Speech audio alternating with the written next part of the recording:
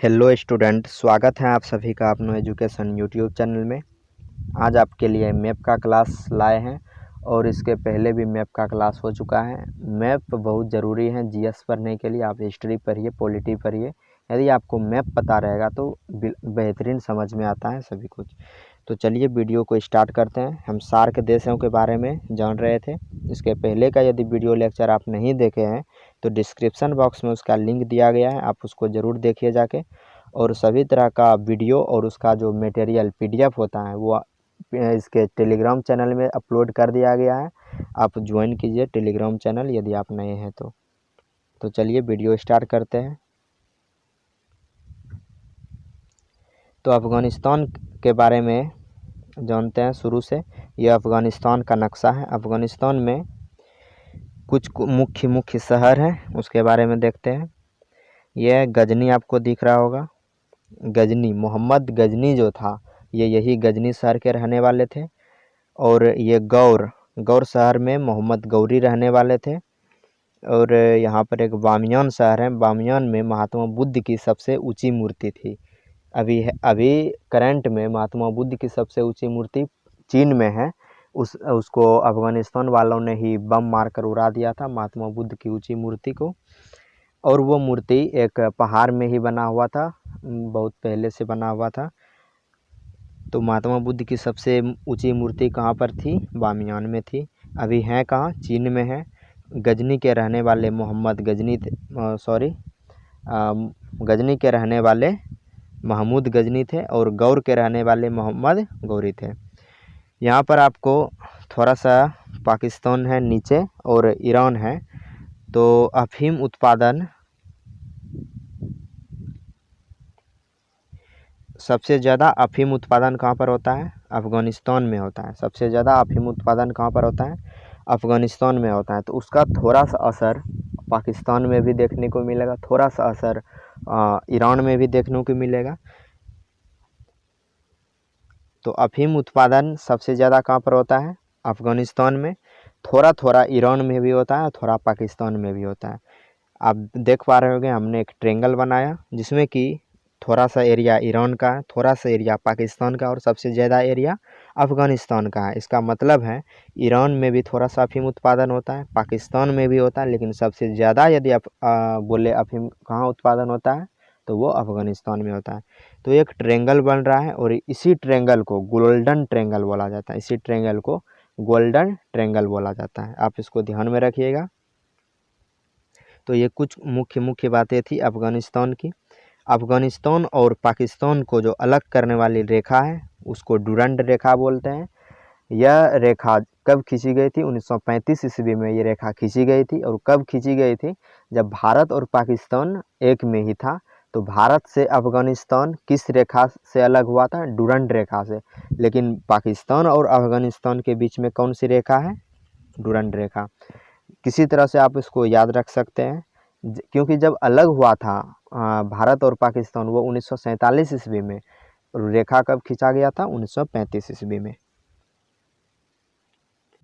अब कुछ किस्सा अफ़गानिस्तान और म्यांमार का जान लेते हैं। म्यांमार में एक जगह का नाम है रखाइन, जहाँ पर रोहिंग्या मुसलमान रहते थे। रोहिंग्या मुसलमान।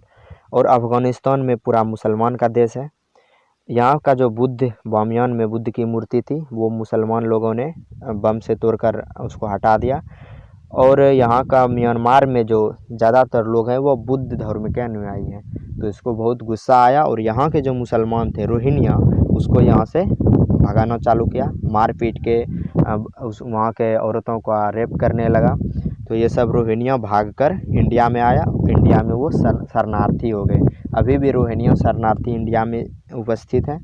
तो ये म्यांमार और अफ़गानिस्तान में किस्सा है। क्यों हुआ था ये? अफ़गानिस्तान के लोगों ने वो महात्मा बुद्ध की मूर्ति को बम से तोड़कर हटा दिया था। भारत से अफ़गानिस्तान का बहुत अच्छा रिश्ता है और भारत अपने पैसे से अफ़गानिस्तान में वहाँ का उच्च न्यायालय बना रहे हैं, वहाँ का संसद भवन बना रहे हैं, एक सलमा बंद है वो भी बना रहे हैं। तो भारत और अफ़गानिस्तान का बहुत अच्छा रिश्ता है।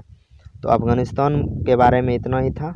आपको जितना पॉइंट बोले ये सब आपको ध्यान में रखना है। गौर शहर के कौन थे? मोहम्मद गौरी थे। गजनी शहर के कौन थे? महमूद गजनी थे। बामियान में महात्मा बुद्ध की सबसे ऊंची मूर्ति थी। और अफ़गानिस्तान का जो राजधानी है वो कहाँ है? काबुल में है। तो यही कुछ मुख्य बातें थी अफ़गानिस्तान की। अफ़गानिस्तान में अफीम उत्पादन में प्रसिद्ध है। अब पॉइंट में देख लेते हैं क्या क्या है। अफ़गानिस्तान अफीम उत्पादन में प्रसिद्ध है। अफ़गानिस्तान, पाकिस्तान और ईरान, इन तीनों देशों में अफीम का उत्पादन बहुत ज़्यादा होता है।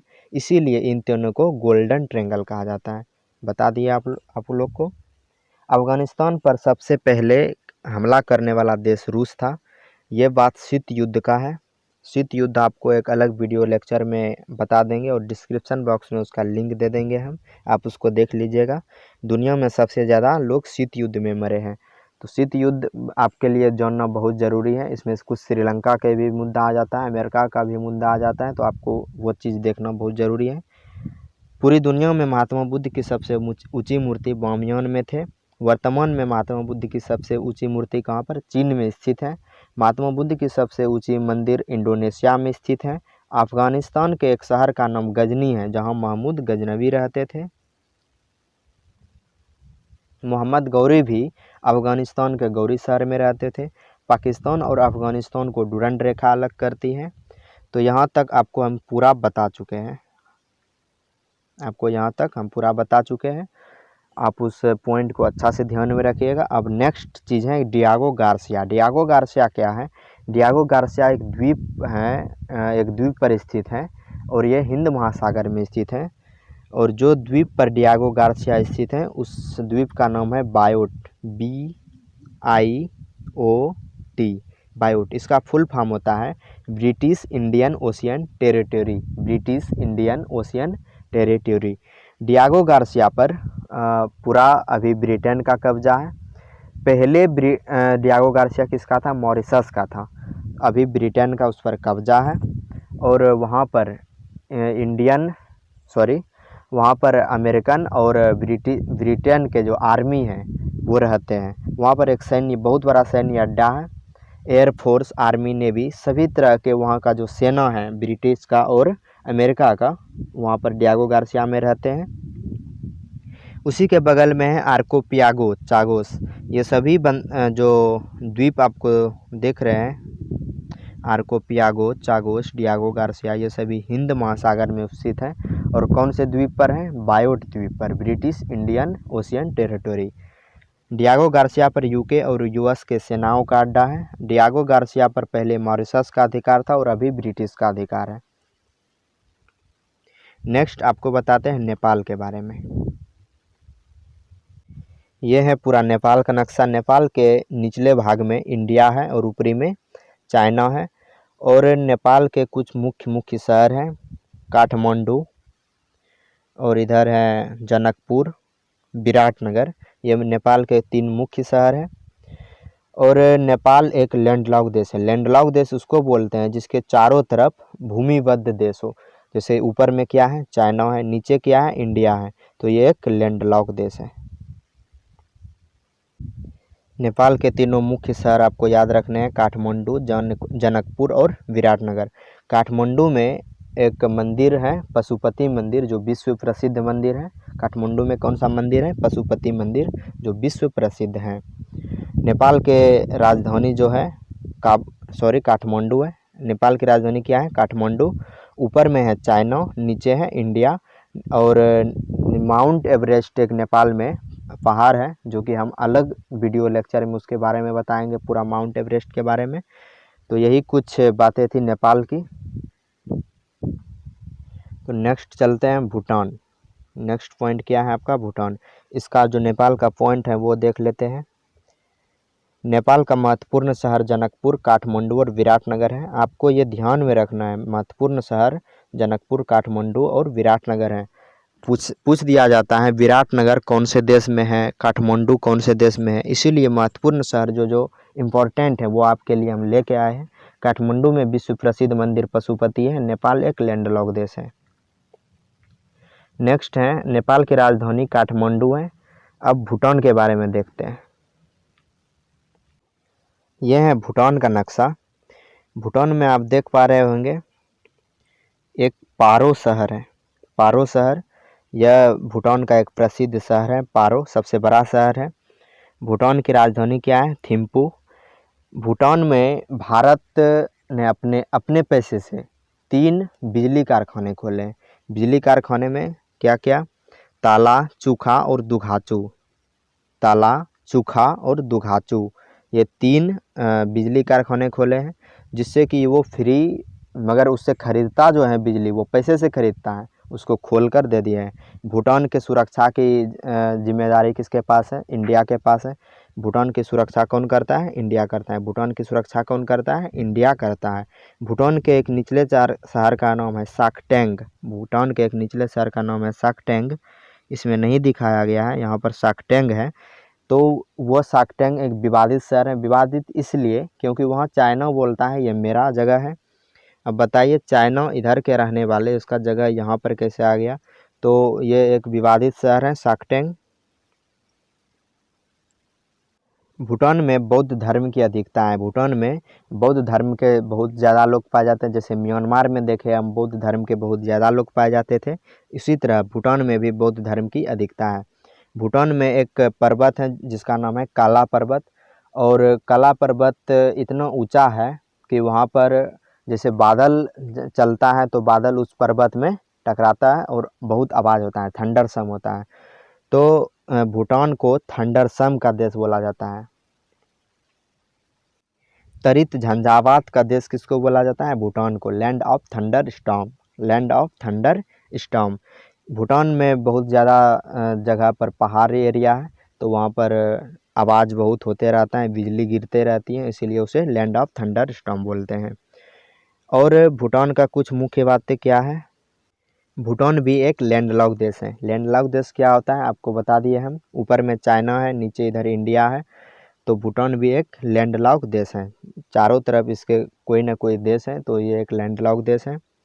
भूटान की राजधानी क्या है? थिम्पू। सबसे बड़ा शहर पारो। और नीचे वाला शहर एक साकटेंग है, जो कि विवादित शहर है। एक पर्वत है काला पर्वत। और भूटान की जिम्मेवारी कौन, रक्षा की जिम्मेवारी किसके पास है? इंडिया के पास। भूटान का कोई भी देश यदि लड़ाई करने आएगा तो उसकी सुरक्षा कौन करेगा? इंडिया करेगा। उस यहाँ के पर्वत पर इंडियन आर्मी तैनात रहती है। तो यही कुछ बातें थी भूटान की। अब इसका पॉइंट हम देख लेते हैं क्या क्या है। भूटान भी एक लैंडलॉक देश है। भूटान पर एक पहाड़ है जिसे काला पर्वत कहते हैं। तरित झंझावात का देश भूटान को कहा जाता है। भूटान की राजधानी थिम्पू है। ये सभी बातें हम आपको बता चुके हैं, सिर्फ एक रिवाइज कर लीजिए आप। भूटान के सबसे बड़े शहर का नाम पारो है। भूटान की सुरक्षा कौन करता है? भारत करता है। भूटान में 3 पावर प्लांट बनाए गए हैं, ताला, दुघाचू और चूखा। ताला, दुघाचू और चूखा, 3 पावर प्लांट बनाए गए हैं, ताला, दुघाचू और चूखा। भूटान में बौद्ध धर्म की अधिकता है। भूटान का साकटेंग शहर चीन और भूटान का विवादित शहर है। तो यही इतना ही था भूटान के बारे में। इसके आगे है बांग्लादेश। बांग्लादेश के कुछ मुख्य बातें भी बता देते हैं आपको। बांग्लादेश में एक चटगांव बंदरगाह है। बांग्लादेश के नीचे यहाँ पर आप देख पा रहे होंगे चटगांव बंदरगाह है। चिट्टागांव लिखा हुआ है, चटगांव इसको पढ़ते हैं। तो चटगांव बंदरगाह है। और चटगांव पहले तो चटगांव भी भारत का ही हिस्सा था। बांग्लादेश ही पूरा भारत का हिस्सा था। तो 1947 में भारत पाकिस्तान से अलग हुआ और बांग्लादेश पाकिस्तान से 1971 ईस्वी में अलग हुआ। 1971 ईस्वी में बांग्लादेश भारत से अलग हुआ, जिसमें कि इंडिया का भी हाथ है अलग कराने में। इंदिरा गांधी की सरकार के बहुत बड़ा हाथ है। उस समय पाकिस्तान के 93,000 फौजी सरेंडर किए थे। ये सब भी स्टोरी आपको पॉलिटी में देखने को मिलेगा। तो बांग्लादेश पाकिस्तान से अलग कब हुआ था? 1971 ईस्वी में। इसके पहले जब चटगांव बंदरगाह, यहाँ का जो चटगांव बंदरगाह है, अंग्रेज़ों का बहुत बड़ा यहाँ पर शस्त्रागार था। यहाँ पर औजार रखे जाते थे अंग्रेज़ों का। तो वहाँ वो किसने लूटा था? आज़ादी के समय ही, जब आज़ादी का लड़ाई लड़ रहा था, तो सूरीसेन नामक एक फ्रीडम फाइटर हैं, जो कि यहाँ का चटगांव शस्त्रागार लूटे थे। वो एक शिक्षक थे। और जब आज़ादी का बात हुआ तो वो भी आज़ादी के लड़ाई में तैयार हो गए लड़ने के लिए, और चटगांव बंदरगाह आए लूटने के लिए। तो चटगांव बंदरगाह उस समय नहीं था, चटगांव शस्त्रासार था। तो चटगांव शस्त्रासार को किसने लूटा था? सूर्यसेन ने। चटगांव शस्त्रासार को किसने लूटा था? सूर्यसेन ने। बांग्लादेश के कुछ मुख्य शहर हैं ढाका, नारायणगंज और एक है चटगांव। चटगांव। तो यही कुछ मुख्य जगह है बांग्लादेश के, ढाका, नारायणगंज और चटगांव। नारायणगंज इसलिए फेमस है, वहाँ जूट का उत्पादन बहुत ज़्यादा होता है। नारायणगंज में जूट का उत्पादन बहुत ज़्यादा होता है। नारायणगंज में जूट का उत्पादन। ढाका बांग्लादेश का राजधानी है और चटगांव में बंदरगाह है। इसीलिए चटगांव, नारायणगंज और ढाका ये तीनों चीज़ प्रसिद्ध हैं। बांग्लादेश और भारत के जो बीच का रास्ता है, यहाँ पर आप देख पा रहे होंगे ऊपर में, ये आपको नेपाल दिख रहा होगा और ये बांग्लादेश है।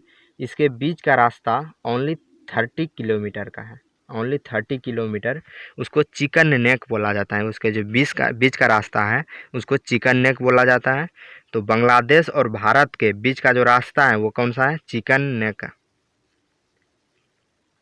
पहले बांग्लादेश को पूर्वी पाकिस्तान बोला जाता था, अभी तो ये अलग हो गया, बांग्लादेश हो गया। बांग्लादेश से भारत का बहुत अच्छा रिश्ता है। अभी बांग्लादेश के जो प्रधानमंत्री हैं वो शेख हसीना है। तो यही कुछ बात है बांग्लादेश का। इसका हम पॉइंट देख लेते हैं। बांग्लादेश के निचले बंदरगाह का नाम चटगांव है। चटगांव शस्त्रासार को सूर्यसेन ने लूटा था। ढाका और नारायणगंज बांग्लादेश के प्रमुख शहर हैं। नारायणगंज में जूट का उत्पादन ज़्यादा होता है। चिकन नेक भारत और बांग्लादेश के बीच का रास्ता है। बांग्लादेश का पुराना नाम क्या था? पूर्वी पाकिस्तान। बांग्लादेश के वर्तमान प्रधानमंत्री शेख हसीना है। बांग्लादेश पाकिस्तान से 1971 ईस्वी में अलग हुआ था। बांग्लादेश की राजधानी ढाका है। तो यहाँ पर हम सार्क देश ख़त्म कर चुके हैं। यदि आप देखें तो मालदीव, श्रीलंका, भारत, पाकिस्तान, नेपाल, अफ़गानिस्तान, भूटान, बांग्लादेश। तो सार्क देश पूरा कंप्लीट हो गया। अब आगे हम आसियान के बारे में पढ़ेंगे। तो यदि आप पूरा वीडियो वॉच किए हैं तो आपको समझ में आया होगा पूरा। एक बार और आप वीडियो देख सकते हैं, 1-2 बार, इसको रिवाइज करने के लिए। तो वीडियो पर लास्ट तक बने रहने के लिए आपका धन्यवाद। लाइक कीजिए, शेयर कीजिए और कमेंट कीजिए और ज्वाइन कीजिए टेलीग्राम चैनल को। यदि आपको इसी चीज़ का पीडीएफ चाहिए जो आप देख पा रहे हैं, यही पीडीएफ आपको टेलीग्राम चैनल पर मिल सकता है। तो ज्वाइन कर लीजिए अपना एजुकेशन टेलीग्राम चैनल को। तो मिलते हैं अगले वीडियो में। अभी के लिए बाय।